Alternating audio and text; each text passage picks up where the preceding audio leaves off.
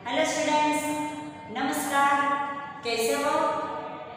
मजे में? आज मैं आपको यूट्यूब माध्यम के द्वारा स्टैंडर्ड 8 विषय हिंदी हमारी जो पाठ्य पुस्तक है उसमें पाठ दिया है 5 सवाल बाल मन के जवाब डॉक्टर कलाम के। सवाल बाल मन के डॉक्टर कलाम के कहने का मतलब कि छोटे छोटे बच्चे, यहाँ छोटे बच्चे डॉक्टर कलाम से अलग अलग विषयों पर वह प्रश्न करते हैं और उसी के बाल मन को जो अच्छी तरह से उनके बाल मन के अंदर जो समझ में आए उसी प्रकार डॉक्टर कलाम ने उसके उत्तर दिए हैं। तो यहाँ हम इस पाठ के अंदर उनके बारे में जानकारी लेंगे। सबसे पहले शब्दार्थ। यहाँ डॉक्टर जो कलाम थे वह भूतपूर्व हमारे राष्ट्रपति थे और साथ में एक वैज्ञानिक। तो यहाँ इस पाठ के अंदर उनके द्वारा जो शब्दार्थ दिए हैं, तो हम सबसे पहले शब्दार्थ की जानकारी प्राप्त करेंगे। आइए शब्दार्थ देखते हैं। जीवंत, जीवित। जीवंत उदाहरण दिया, जीवंत यानी कि लाइव दिखाया गया। यहाँ इस पाठ के अंदर डॉक्टर कलाम ने बच्चों के प्रश्न के जब उत्तर देते थे तब एक उनका उदाहरण जो था वह जीवंत उदाहरण के द्वारा वह उन प्रश्न के द्वारा उन्हें समझाया गया कि भाई एक जीवंत उदाहरण दिया गया। साथ में दूसरा दिया है प्रचुर। प्रचुर यानी पर्याप्त मात्रा में। मातृभाषा, परिवार की भाषा, माँ के द्वारा, माँ से जो मिली हो वही भाषा यानी मातृभाषा। वैश्विक, विश्व संबंधी, विश्व के साथ संबंध रखने वाला वैश्विक। विघ्न, बाधा, अड़चन। निष्ठा, श्रद्धा, विश्वास। बहुगुण, बहुत अधिक यानी कि मात्रा के अंदर, संख्या में बताया गया है कि अधिक संख्या के अंदर बहुगुण। सामरिक, समय या युद्ध से संबंध रखने वाला, उसे सामरिक कहा गया है। खाका, ढांचा, नक्शा, एक आलेख तैयार किया गया है। बृहद, बड़ा, महान, भारी।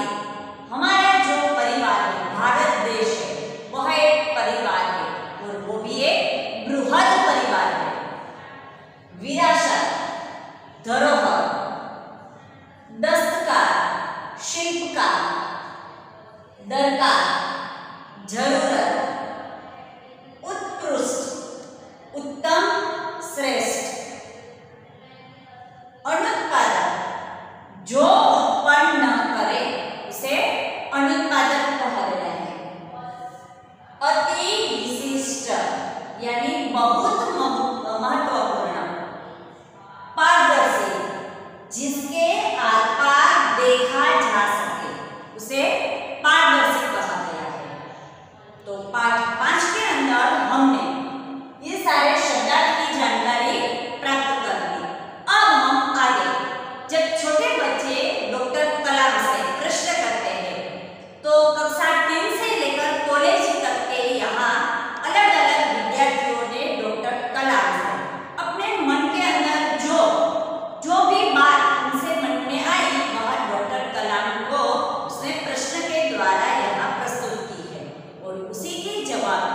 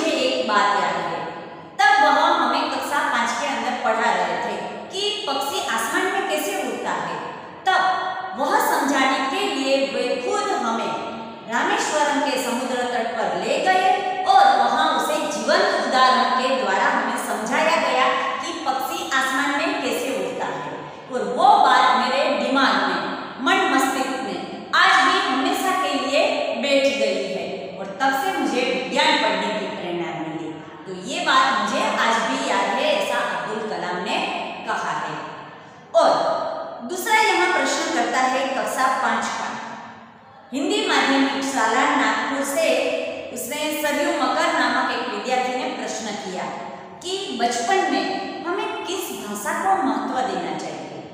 कि अगर हमें पढ़ाई करनी है तो अंग्रेजी, हिंदी या तो अपनी मातृभाषा के अंदर, तो हमें सबसे पहले किस भाषा को महत्व देना चाहिए कि कौन सी भाषा में बचपन में हमें सीखनी चाहिए? तब उसके उत्तर में डॉक्टर कलाम ने कहा कि अगर आप प्राथमिक या तो माध्यमिक तक की पढ़ाई अगर हमें करनी है तो सबसे पहले अपनी मातृभाषा के अंदर शिक्षा लेनी चाहिए, क्योंकि व्यक्ति के दिमाग में जो विचार आता है वो तो मातृभाषा के अंदर, क्योंकि मातृभाषा यानी अपने परिवार की भाषा, आसपास के अपने अंदर जो पारिवारिक जो भाषा है तो उनसे ही हमें ये भाषा सीखने को मिलती है और हम वह आसानी से अपने दिमाग के अंदर हम समझ सकते हैं और व्यक्ति को विचार अपनी मातृभाषा के अंदर ही आता है। इसीलिए हमें बचपन में मातृभाषा को महत्व देना चाहिए और उसी में ही हमारी शिक्षा लेनी चाहिए। खुद डॉक्टर कलाम कहते हैं कि मैंने स्वयं माध्यमिक तक की शिक्षा मातृभाषा में ही ली है और कॉलेज और आगे की शिक्षा अंग्रेजी माध्यम से की है। खुद डॉक्टर कलाम ने बचपन के अंदर मातृभाषा में ही शिक्षा ली है और फिर कॉलेज और आगे की शिक्षा में उसने अंग्रेजी माध्यम में पूर्ण की। साथ में वह बताते हैं कि युवा अपनी मातृभाषा में ही सोचता है और अपनी बात सहजता से कहने में सक्षम रहता है। इसमें कोई दो राय नहीं है कि इसमें कोई दो मत ही नहीं है, क्योंकि मातृभाषा का शिक्षा कि अगर हमने मातृभाषा के अंदर शिक्षा ली है तो वह हमेशा के लिए हमें याद रह जाएगी, क्योंकि वह अपनी परिवार की भाषा है।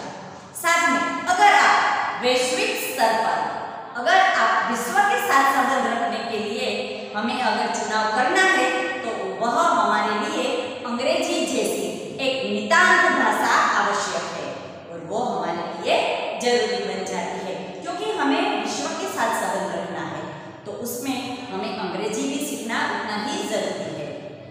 यहाँ अर्श पटेल नामक एक प्रश्न करता है, वह चंदूलाल विद्या मंदिर मुंबई से कक्षा 5 का है।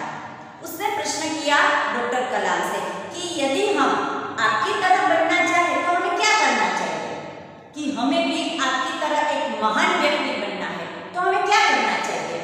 तब उसके उत्तर में डॉक्टर ने कलाम कहते हैं कि जब आप युवा अवस्था के अंदर कदम रखते हो तब अपने जीवन का एक लक्ष्य निर्धारित कर लो कि आपका ध्येय क्या है, फिर बस उसी में ही आप परिश्रम प्रयास करते जाओ, आप अपने लक्ष्य तक जरूर पहुंच जाओगे। और सबसे पहले आप अपना एक लक्ष्य बना लो, एक ध्येय बना लो, फिर उसी में आप प्रयास निरंतर उसी में आप परिश्रम करते जाओ। साथ में फिर जब आपको यह अनुभूति होने लगे, जब यह एहसास होने लगे कि आखिर आप बनना क्या चाहते हो, तब उसी दिशा में आप प्रयास और श्रम प्रारंभ करो। बस फिर तो उसी दिशा में आप प्रयत्न करने लगो और मेहनत करने लगो। साथ में उनका यह अर्थ यह है कि आप जी तोड़ मेहनत करो, उनके पीछे लग जाओ, क्योंकि आपका एक ध्येय, एक मंजिल निश्चित बन गई है। आप अपने मन से एक निश्चय कर लिया है, बस उसी दिशा में प्रयास और श्रम प्रारंभ कर दो और जी तोड़ मेहनत कर दो, उसके पीछे लग जाओ, आपको अपनी मंजिल मिल जाएगी। साथ में वह बताते हैं कि जो जो आप आगे की ओर बढ़ोगे तब विघ्न, बाधाओं, मुश्किल, परेशानी उनका सामना तो आपको करना ही पड़ेगा, क्योंकि कोई भी कार्य जब किया जाता है तब बीच में बाधाएं, विघ्न तो आते ही है, तो उनमें आपको महारत हासिल करना है, उनको बाधाओं को पीछे छोड़ देना है और आगे निरंतर बढ़ना है।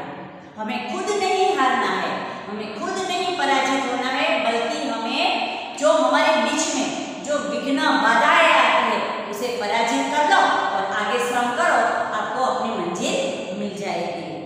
अब प्रश्नकर्ता चिराग जी यहाँ कक्षा 7 बॉम्बे अंधेरी से उसने मुंबई से प्रश्न किया है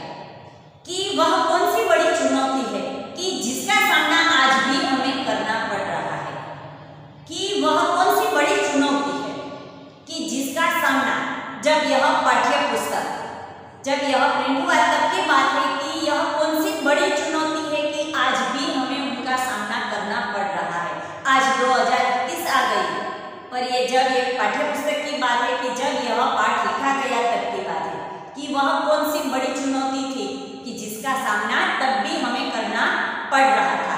तब उसके उत्तर में डॉक्टर कलाम ने कहा कि भारत को सन 2020 तक कि एक विकसित राष्ट्र के रूप में देखना और 1 अरब से अधिक नागरिकों के चेहरे पर मुस्कान लाना, यह सबसे बड़े चुनौती है।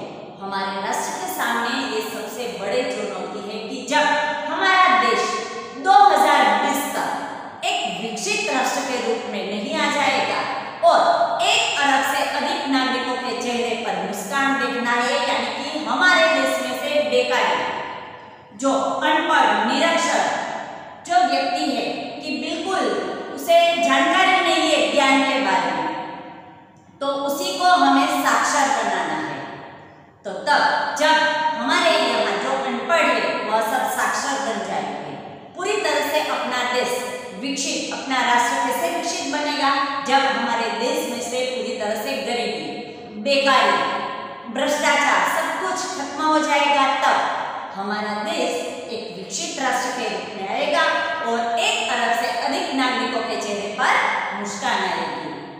डॉक्टर कलाम कहते हैं कि अगर राष्ट्र को एक समस्या, ये सबसे बड़ी अगर हम चुनौती समझते हैं तो ये गरीबी हटानी है, पर ये कब हटेगी जब सब पढ़े लिखे हमारे देश के अंदर हो जाएंगे, तब ये हमारा 2020 तक एक विकसित राष्ट्र बन जाएगा। यह हमारे राष्ट्र के सामने सबसे बड़ी चुनौती है। डॉक्टर कलाम से एक विद्यार्थी ने प्रश्न किया, हर्ष चाणक कक्षा 7 का, वह बताता है कि आपकी दृष्टि में साहस की परिभाषा कौन सी है, कि आप साहस कैसे बताते हैं, किसको बताते हैं। व्याख्या के रूप में कहा गया है कि साहस किसे कहेंगे। डॉक्टर कलाम कहते हैं कि अपनी जान की परवाह किए बिना हम दूसरों को आपदा या संकट से अगर बचाते हैं तो वह मेरी दृष्टि से साहस होगा। खुद की चिंता मत करो, दूसरों को बचाओ। खुद के बारे में सोचने के बजाय सामने वाला अगर मुसीबत में है, संकट में है, तो उसे उन आपदा से बचा लो, तो वही हमारे लिए यानी कि डॉक्टर कलाम के मत से साहस है। प्रश्नकर्ता यहाँ तरुण पटेल नामक कक्षा 8, वह लंदन से बताता है, प्रश्न करता है डॉक्टर कलाम से कि हम प्रवासी भारतीय मातृभूमि के प्रति गर्व की भावना कैसे व्यक्त कर सकते हैं, कैसे विकसित कर सकते हैं कि हम प्रवासी हैं। अगर हम दूसरे देश में जाएंगे तो वहां के लिए तो हम प्रवासी ही बन जाएंगे, तो वह अपने देश के लिए कि हम जो अपना देश भारत देश, तो उनके लिए अपनी भावना कैसे विकसित कर सकते हैं। तो उसके सरल अर्थ में डॉक्टर कलाम ने समझाया है कि सबसे पहले अगर हम प्रवासी के रूप में दूसरे देश में जा रहे हैं तो वहां हम भारतीय मूल का एक बृहद परिवार है। हमारा भारत देश एक राष्ट्र नहीं बल्कि एक परिवार है। अपने परिवार में से कोई व्यक्ति आया है, यानी कि एक बृहद, एक विशाल परिवार है और यह हमारा एक सबसे बड़ा अंग है। और साथ में डॉक्टर कलाम समझाते हैं कि हमारे देश की सांस्कृतिक विरासत, उन पर हमें गर्व है। हमें जो विरासत में मिला है वो भी एक सांस्कृतिक विरासत जो है वो भी एक बड़े गर्व की बात है। और सबसे बड़े गर्व की बात है कि हमने भारत देश के अंदर जन्म लिया है, तो वो हमारे लिए एक विकसित देश के रूप में, यानी कि वो हमारे लिए एक सांस्कृतिक विरासत है, तो वो एक गर्व की बात हो गई। तो उसी प्रकार वह समझाते हैं कि सौभाग्य से आप लोग ऐसी स्थिति में है कि हमने अपनी मातृभूमि से अच्छी तरह से हम जुड़े हुए हैं, और यदि आपके लिए गौरव बताने की बात है तो हमने इस देश के अंदर जन्म लिया है, तो बस वही काफी है हमारे लिए। इसके साथ सत्यम कक्षा 10 जिला स्कूल मुंगेर से प्रश्न किया है उसने कि जो भी बच्चे आपसे मिलते हैं तो वह कहते हैं कि एक प्रसिद्ध वैज्ञानिक, इंजीनियर या तो डॉक्टर या तो आदि कोई भी हो, कि जो भी बच्चे आपसे मिलते हैं वो या तो कहते हैं कि हमें वैज्ञानिक बनना है, इंजीनियर बनना है, या तो हमें कोई बड़ा सा एक प्रसिद्ध जो है वह डॉक्टर, इंजीनियर, वैज्ञानिक बन सकते हैं। कोई ऐसा नहीं मजदूर या तो कलाकार। तो किसी राष्ट्र के लिए यही जो माना जाता है कि यह महत्वपूर्ण अंग है।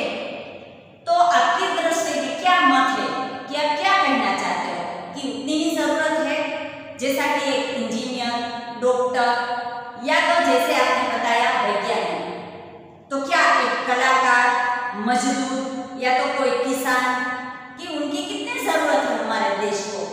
तो आपका क्या राय है इस बात के लिए कि हमारे लिए आपका क्या संदेश है इस बात के लिए? तब डॉक्टर कलाम ने समझाया कि किसान, मजदूर और कलाकार यानी और दस्तकार यानी शिल्पकार राष्ट्र के अभिन्न अंग है, उसको भी इतनी जरूरत है। राष्ट्र निर्माण में हमें उन सभी की सेवाओं की समान दरकार है। सभी की जरूरत है, दरकार होना यानी जरूरत, कि जितनी एक डॉक्टर, इंजीनियर और एक वैज्ञानिक की जरूरत है उतनी ही किसान, मजदूर, शिल्पकार यानी कि दस्तकार उतनी ही जरूरत है। ऐसा नहीं कि वैज्ञानिक की जरूरत है और किसान की जरूरत नहीं है।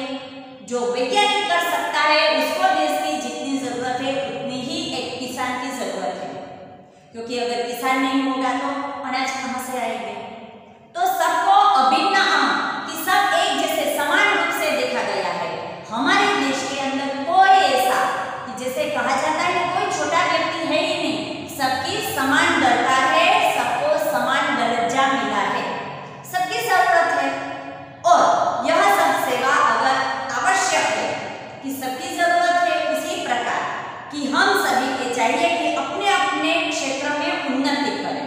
बस सभी को इतना मालूम होना चाहिए कि जहां पर भी है, जिस क्षेत्र के अंदर है, बस हमें तो उन्नति करनी है, प्रगति करनी है। तो इसी प्रकार डॉक्टर कलाम ने इस प्रश्न का उत्तर देते हुए यही कहा कि हमारे देश को सबकी जरूरत है और सबको समान अधिकार भी मिला हुआ है। साथ में आगे एक प्रश्नकर्ता ने बताया है कि रोहित चतुर्वेदी कक्षा 11वीं के इटावा से प्रश्न किया कि आप कहते हैं कि भारत 2020 तक एक विकसित राष्ट्र बन ही जाएगा, तो ये निरंतर बढ़ती संख्या, ज्यादा से ज्यादा ये निरंतर बढ़ती जनसंख्या जो है, क्या उसे ये संभव होने देगी? ये बेरोजगारी, ये सब तो कैसे हो सकता है कि 2020 आपने बताया कि 2020 तक एक विकसित राष्ट्र बन जाएगा? शायद बन सकता है, पर ये दिन ब दिन जो ये जनसंख्या बढ़ती जा रही है वो क्या उसे होने देगा, ये संभव होने देगा?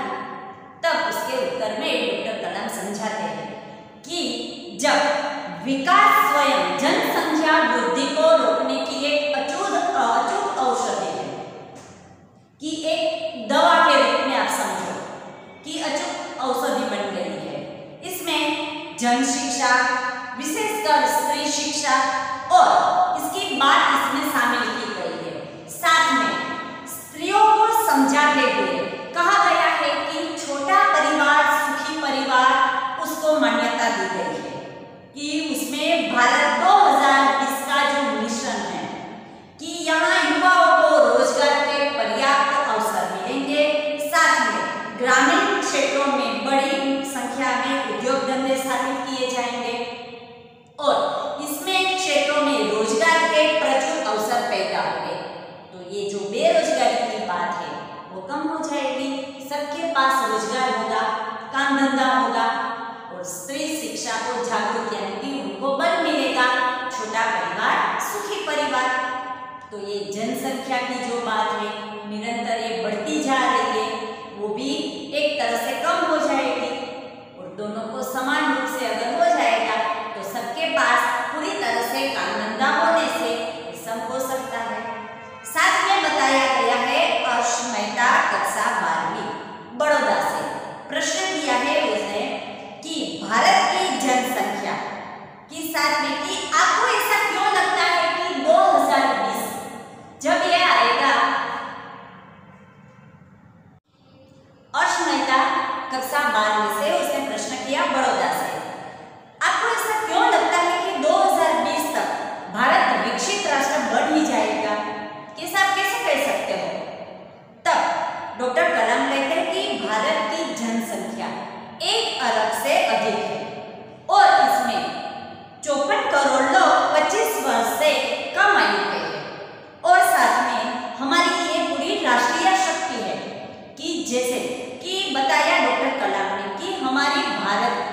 जनसंख्या जो है 1 अरब से अधिक है, उसमें 54 करोड़ लोग जो है वह एक युवा शक्ति है, तो वह हमारी एक राष्ट्रीय शक्ति बन गई।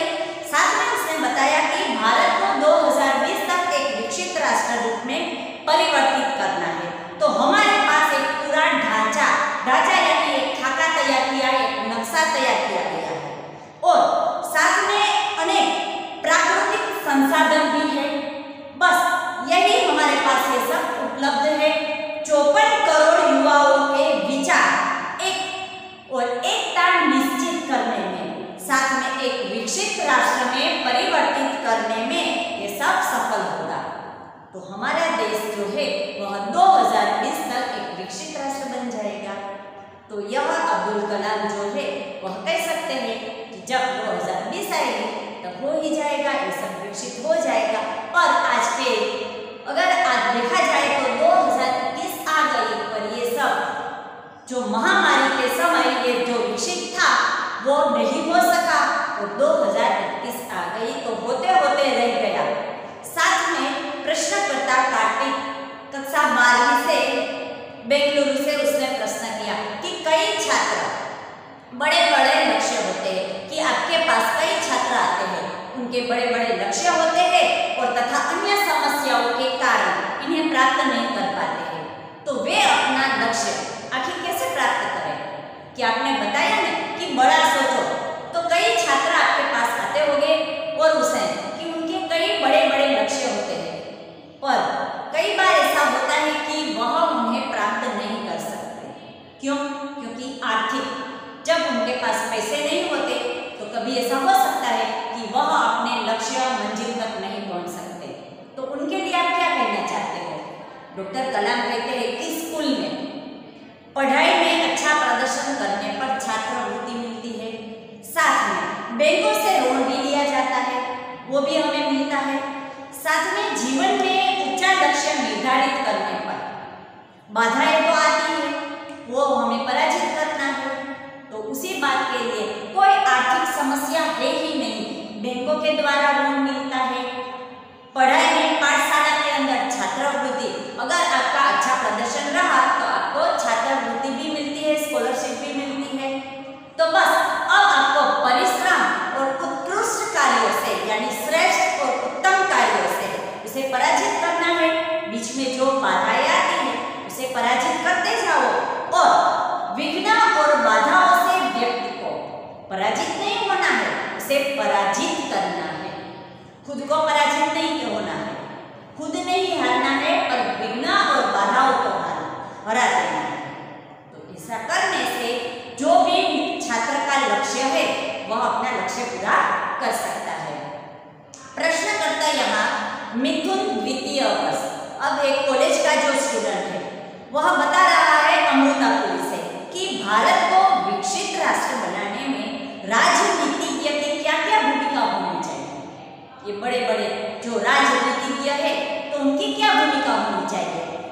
डॉक्टर कलाम जिम्मेदार राजनीतिज्ञ जो है वह दूरदर्शितापूर्ण होना चाहिए।